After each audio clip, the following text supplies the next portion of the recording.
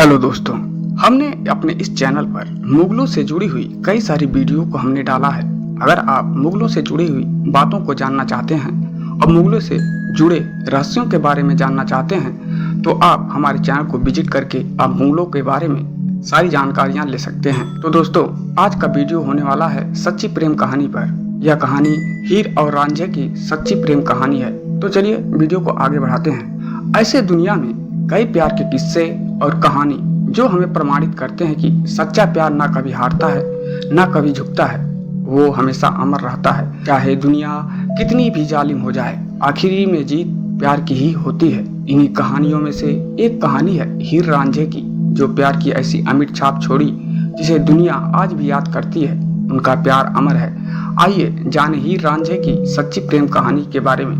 प्यार को शब्दों में बयान नहीं किया जा सकता और ना ही इसकी कोई परिभाषा है। इसे सिर्फ महसूस किया जा सकता है। ये तो एक ऐसा खूबसूरत एहसास है जो दो लोगों को बहुत ही गहराई से आपस में जोड़ता है। ये एक ऐसा बंधन है जो दो लोगों की रूह की गहराई से बांध देता है। प्यार आसानी से किसी से भी हो सकता है, पर आसानी से खत्म नहीं हो सकता। प्यार को सिर्फ वो महसूस कर सकता है जो सच में किसी से सच्चा प्यार करता हो। ये कहानी पाकिस्तान से शुरू होती है। पाकिस्तान की चेनाब नदी के किनारे पर तख्त हजारा नामक गांव था।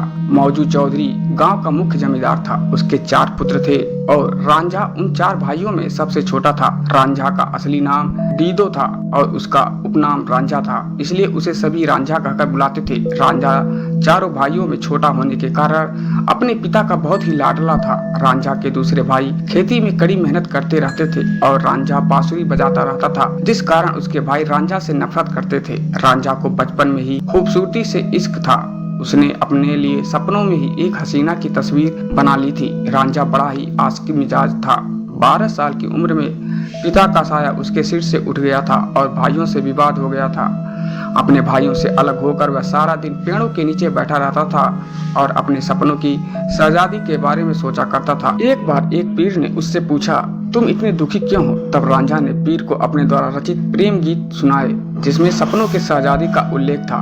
पीर ने बताया कि तुम्हारे सपनों के शहजादी हीर के अलावा और कोई नहीं हो सकती। यह सुन रांझा अपने हीर की तलाश में निकल पड़ा। एक रात रांझा ने एक मस्जिद में आश्रय ली। अगली सुबह वो मस्जिद से रवाना हो गया और एक दूसरे गांव में पहुंचा जो हीर का गांव था। हीर एक सियाल जनजाति के संपन्न जाट परिवार से संबंध रखती थी। ये जगह अभी पंजाब पाकिस्तान में है। पहली बार हीर को देखते ही रांझा समझ गया कि यही मेरी सपनों की शहजादी है। हीर बहुत सख्त दिमाग वाली लड़की थी। एक रात रांझा चुपके से हीर की नाव में सो गया। यह देखकर हीर आग बबूला हो गई, लेकिन जैसे ही उसने जमा मर्द रांझे को देखा वह अपना गुस्सा भूल गई और रांझा को देखती ही रह गई।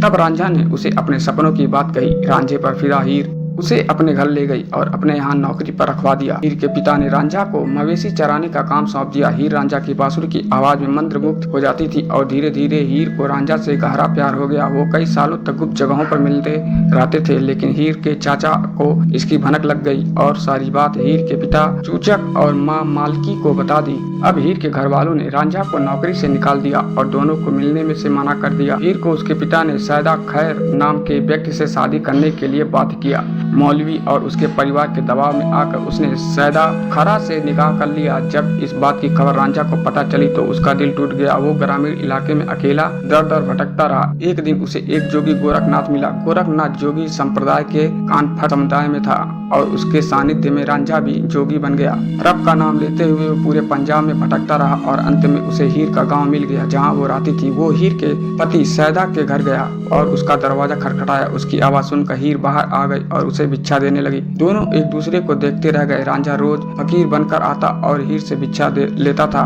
दोनों रोजाना मिलने लगे। यह हीर की भाभी ने देख लिया। उसने हीर को टोका तो रांझा गांव के बाहर चला गया। सारे लोग उसे फकीर मानकर पूजने लगे। उसकी जुदाई में हीर बीमार हो गया। जब वैद्य हकीमों ने उसका इलाज नहीं कर पाए तो हीर के ससुर ने रांझे के पास जाकर उसकी मदद मांगी। रांझा हीर के घर चला गया। उसके हीर के सिर पर हाथ रखा और हीर चेतना लौट आई। जब लोगों को पता चला कि वह फकीर रांझा है तो उन्होंने रांझा को पीट कर गांव से बाहर ढकेल दिया। फिर राजा ने उसे चोर समझकर पकड़ लिया। रांझा ने जब राजा को हकीकत बताई और अपने प्यार की परीक्षा देने के लिए आग पर हाथ रख दिया तो उसने हीर के पिता को आदेश दिया कि वह हीर की शादी रांझा से कर दे। राजा की आज्ञा के डर से के पिता ने मंजूरी तो दे दी, लेकिन शादी के दिन हीर के चाचा कैदों ने हीर के खाने में जहर मिला दिया ताकि ये शादी रुक जाए। ये सूचना जैसे ही रांझा को मिली वो दौड़ता हुआ हीर के पास पहुंचा, लेकिन बहुत देर हो चुकी थी। हीर ने वो खाना खा लिया था जिसमें जहर मिलाया गया था और उसकी मौत हो गई। रांझा अपने प्यार की मौत के दुख को झेल नहीं पाया और उसने भी वो जहर वाला खाना खा लिया और उसके करीब उसकी मौत हो गई। हीर रांझा को उनके पैतृक गांव झंग में दफन किया, जहां आज भी प्रेम का मजार बना हुआ है। भले ही हीर मर गया, रांझा मर गया, लेकिन उनकी मोहब्बत आज भी जिंदा है। तो दोस्तों, आप लोगों को हमारी हीर रांझा की प्रेम कहानी कैसी लगी आप हमें कमेंट करें, और अगर आप चैनल पर नए हैं तो चैनल को लाइक करें, सब्सक्राइब करें और लोगों में शेयर करें। धन्यवाद।